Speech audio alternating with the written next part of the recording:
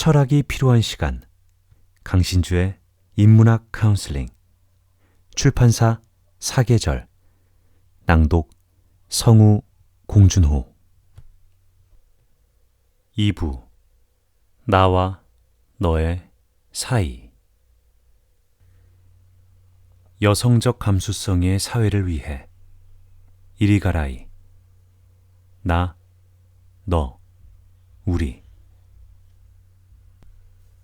페미니즘에 새로운 깊이를 부여했다는 여성 철학자 루이스 이리가라이를 아는가? 페미니즘에 관심을 가졌던 분들이라면 익숙한 이름이겠지만 대부분 사람들에게는 이름조차 발음하기 힘든 낯선 이름일 것이다.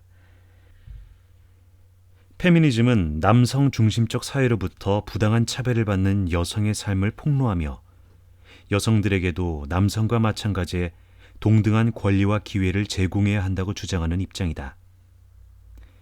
이리가라이는 통상적인 페미니즘의 이미지를 거부한 것으로 유명하다.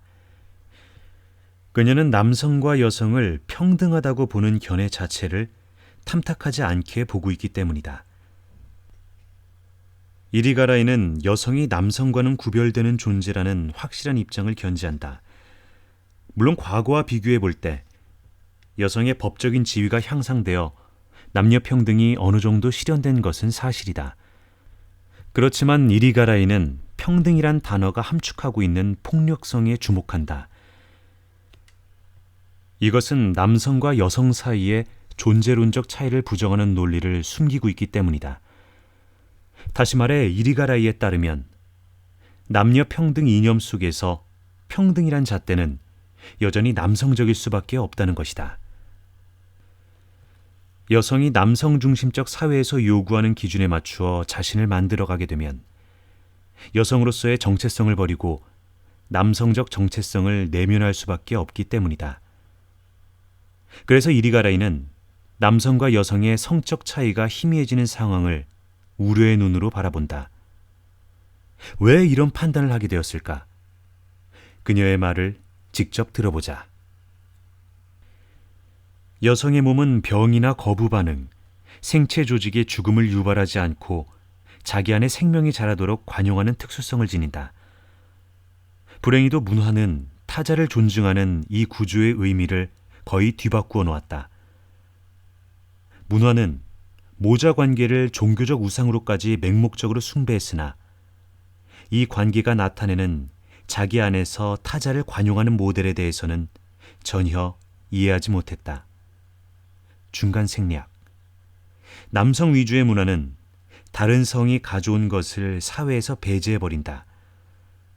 여성의 몸은 차이를 존중하는 반면 가부장제 사회라는 거대한 몸은 차이를 배제하고 계급 서열상으로 구성되어 있다.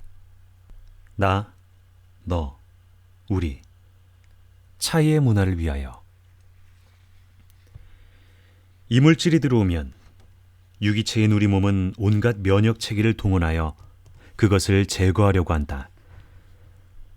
감기 바이러스와 같은 작은 생명체가 침입해도 온몸에서 거부 반응이 일어나는 것은 이 때문이다. 그렇지만 예외적인 경우가 하나 있다. 그것이 바로 이리가라이가 주목하고 있는 것처럼 여성만이 경험할 수 있는 임신이다. 자궁 속의 태아는 여성에게 우리 몸에 침입하는 이물질과 유사하게 자신이 아닌 것, 즉 타자로 경험된다. 태아는 자신만의 고유한 체계를 가진 유기체이기 때문이다. 그럼에도 불구하고 여성은 이런 타자와 10개월이나 공존한다. 타자와의 공존이 생물학적으로 확인 가능하다는 사실이 놀라울 뿐이다. 바로 이로부터 타자와 공존할 수 있는 혹은 차이를 견뎌낼 수 있는 여성적 감수성이 길러진다. 임신의 경험이 아니더라도 여성은 온몸이 바닥으로 무겁게 가라앉는 경험, 즉 생리를 경험한다.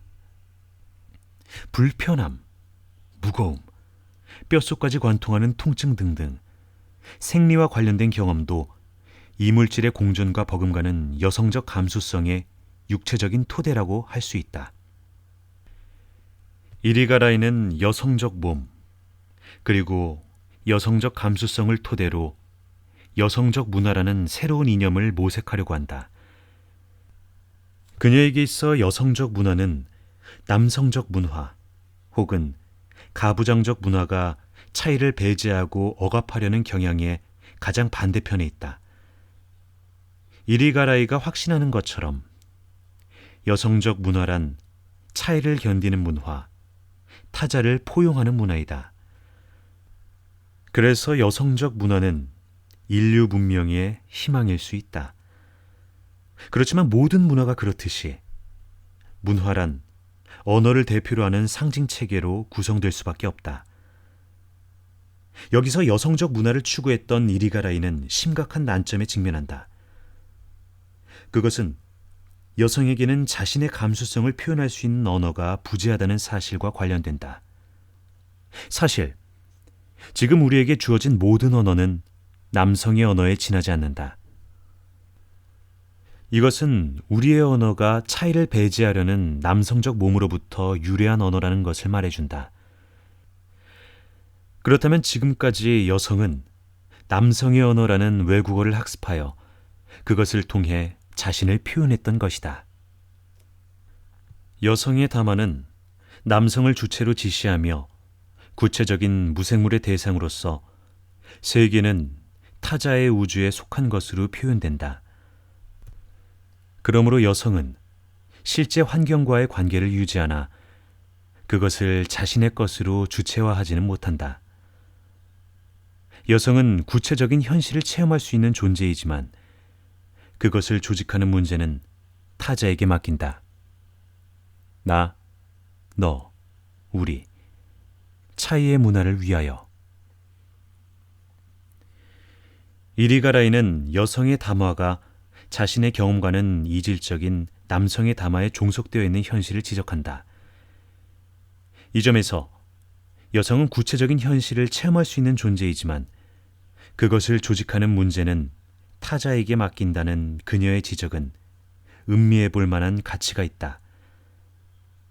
타자와 차이를 포용하는 여성적 경험이야말로 구체적인 현실의 체험이라고 할 수 있다. 타자와 차이가 우글거리는 곳이 바로 현실이자 구체성이기 때문이다. 그럼에도 불구하고 그 체험을 표현하는 데 있어 여성은 자신의 언어를 가지고 있지 않다. 남성의 담화를 통해서만 표현되도록 강제되어 있는 문화 속에 살고 있기 때문이다. 문제는 남성의 담화가 논리적이고 때로는 폭력적이라는 사실이다. 그렇지만 삶의 중요한 대목은 대부분 논리적이라기보다는 애매한 것 아닐까? 탄생은 태어나지 않음과 태어남이 공존하는 경계를 거쳐야만 하고 사랑도 사랑하지 않음과 사랑함이 공존하는 경계를 넘어서야만 하고 죽음도 살아있음과 살아있지 않음이 공존하는 경계를 통과하는 것이다. 그렇지만 남성의 담화는 사랑에 망설이는 상대방에게 요구한다. 사랑한다면 사랑하는 것이고 사랑하지 않는다면 사랑하지 않는 것이라고 말이다. 그렇지만 여성의 감수성은 현실이란 모순된 것의 공존이라는 것을 직감한다. 이것이 여성이 자신과 자신이 아닌 것, 즉 타자의 공존을 몸으로 체험할 수 있기 때문에 가능한 것이다. 이리가라이는 지금까지 여성을 위한 담화 혹은 여성적 언어를 만들려고 집요하게 노력했다. 그렇지만 그녀의 노력을 단순히 여성만을 위한 언어를 만들려는 시도라고 오해해서는 안 된다. 이리가라이의 여성적 문화는 인류의 소망스러운 미래를 위한 문화, 그러니까 남성과 여성이 서로 공존할 수 있는 문화이기 때문이다. 보통 여성은 남성보다 수다스럽고 혹은 잔소리를 많이 한다는 통념이 있다. 옳은 지적이다. 그렇지만 이것은 여성들이 자신들의 언어를 가지고 있지 않기 때문에 벌어진 현상이라고 할 수 있다. 남성의 언어로 자신의 경험을 표현하다 보면 여성은 언어의 부적절함을 통감하게 된다. 그러니 다시 혹은 자세하게 자신의 말을 다듬어 표현할 수밖에 없는 것이다. 더군다나 타자와의 차이를 포용하는 감수성을 가지고 있기 때문에 여성은 상대방이 제대로 자신의 감정을 이해하지 못했다는 느낌이 들면 반복적으로 새로운 표현을 찾을 수밖에 없다.